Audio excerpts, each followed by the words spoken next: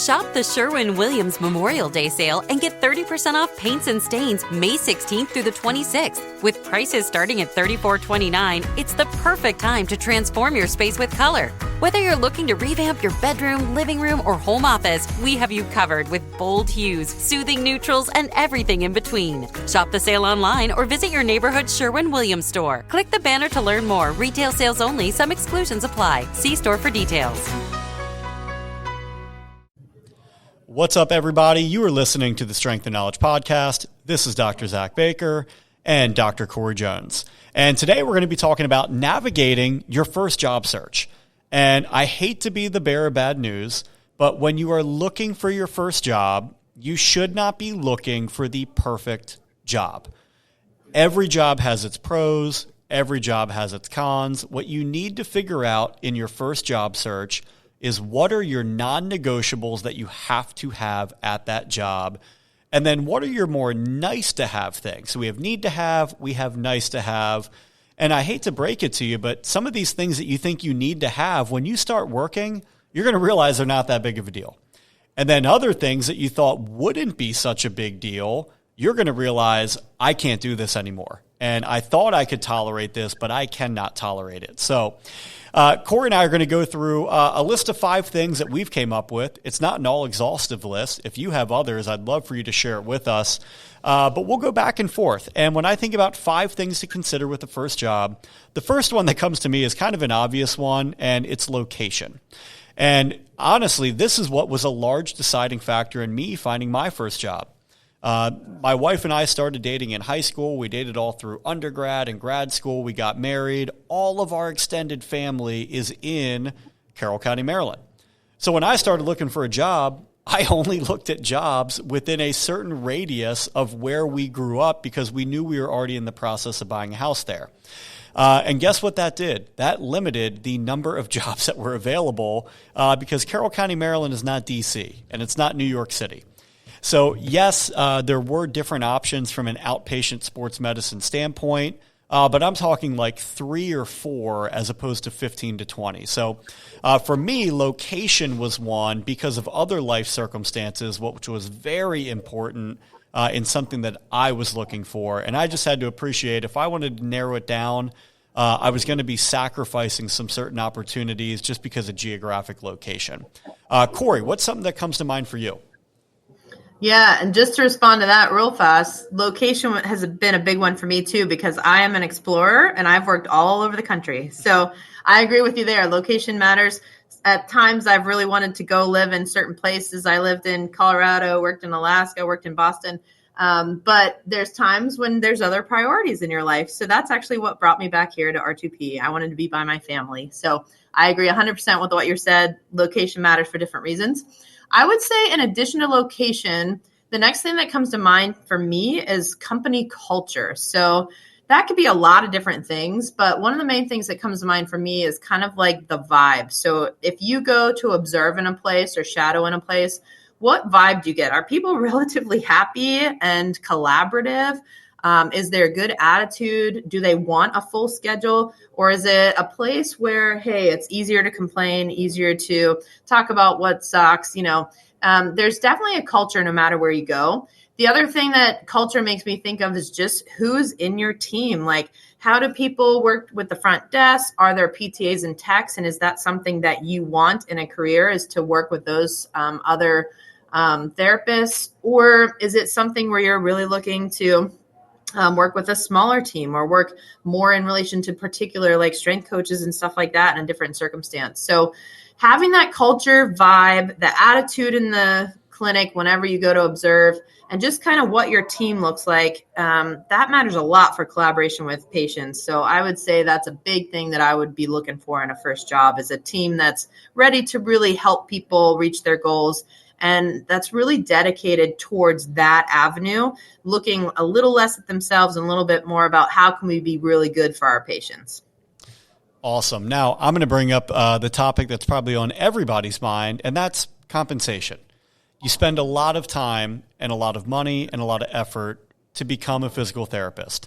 And we can debate all day on how much of that is required and how much we would like to change some of that.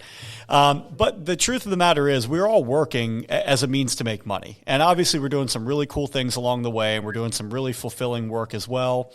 But we show up to work every day, and there's a level of compensation associated with that. So keep in mind, when you come out of your first job, you need to find a job that's realistically going to put you in a position to live the type of life that you're hoping to live. And outside of work, we all have a life.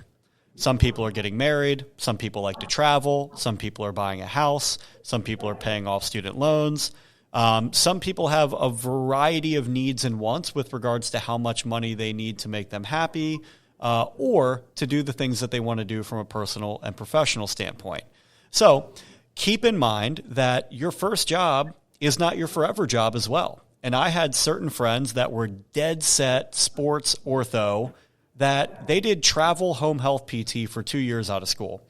And it wasn't their top choice. It wasn't their second choice. It wasn't even the top 3 choices of fields they wanted to be in PT, but it paid a lot of money. And they said, you know what? If I can do this and I can tough it out for a couple years, I can chunk out and maybe even knock out the majority of my loans. And then I can kind of circle back, and I've got the rest of my life to find a sports and ortho job. And they did it, and they loved it.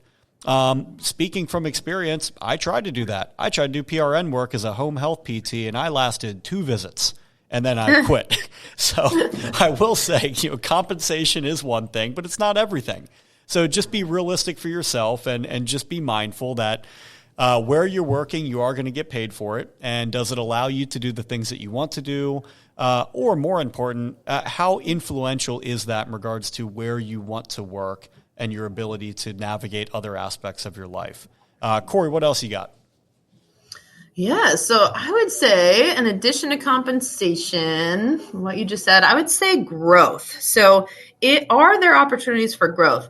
That might just be personally. So that might be, hey, I can get better as a clinician. Maybe there's some mentorship available. Maybe there's some time where I'm collaborating with other therapists or brainstorming a little bit more.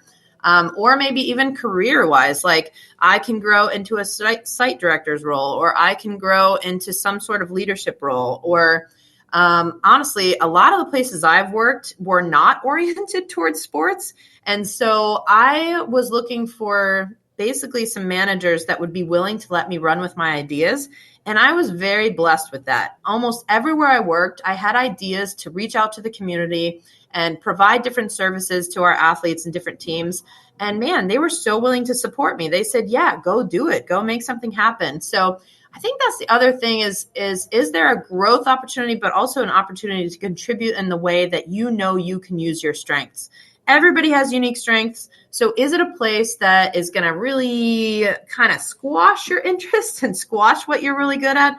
Or are they going to support you and saying like, hey, if that's your thing and that's your strength, let's go for it? Because that can be the make or break as far as having a lot of fun with work and developing things that you really want and gaining the clientele you want, or just kind of being miserable because you're kind of stuck in a rut and you don't know how to use your strengths. So I feel like that's a huge one for me. And I've just been really, really blessed with my personal managers over the years because they've been willing to let me do that. It's awesome. The last one that I will bring up to kind of circle back around and bring this home is getting a good understanding of clinical operations and expectations. And this will probably also go hand in hand with compensation, growth opportunities, and company culture. But when you go and shadow for a day, and I will tell you, go shadow for a day. It's kind of foolish to take a job without knowing what you're getting into. And if there's any reluctance on the company to allow you to shadow for a day, don't work for that company. Find another. Red flag. Yes, big red flag. And when you're there, ask them questions like, hey, what does your schedule look like? How busy is your schedule? Is this a normal day? What are your typical expectations on how many patients you see in a day? How do you guys schedule with regards to timing? Do you have 30-minute blocks? Do you have 15-minute blocks? Do you have hour-long blocks? Do you double? If you do double, is there a rhyme and reason as to why or how that happens? Are there any expectations with regards to types of insurances or patient demographics that you're going to be seeing? But these are all things that people should be able to answer. And honestly, the staff should know that. And I think if the staff is able to answer these questions, it's often indicative of a company that communicates well And there's very clear-cut clear-cut expectations in regards to what a normal day looks like, and people are well informed. If those are questions that they cannot answer, I wouldn't say it's necessarily a red flag, but it probably means that they may not be fully aware of what they signed up for as staff members, or it may be indicative of a company that just, from a clinical operations standpoint, isn't as buttoned up, and they don't really know what their true initiatives are. And I can tell you here at R2P, we know exactly what we want our staff to do, because we've been pretty calculated with regards to what do we need to do from a revenue standpoint to be able to have enough money, to have facilities that people want to work in, to have non-revenue opportunities within the company. And this goes into career growth, residency, mentorship, leadership roles with regards to student internships and collaboration of that.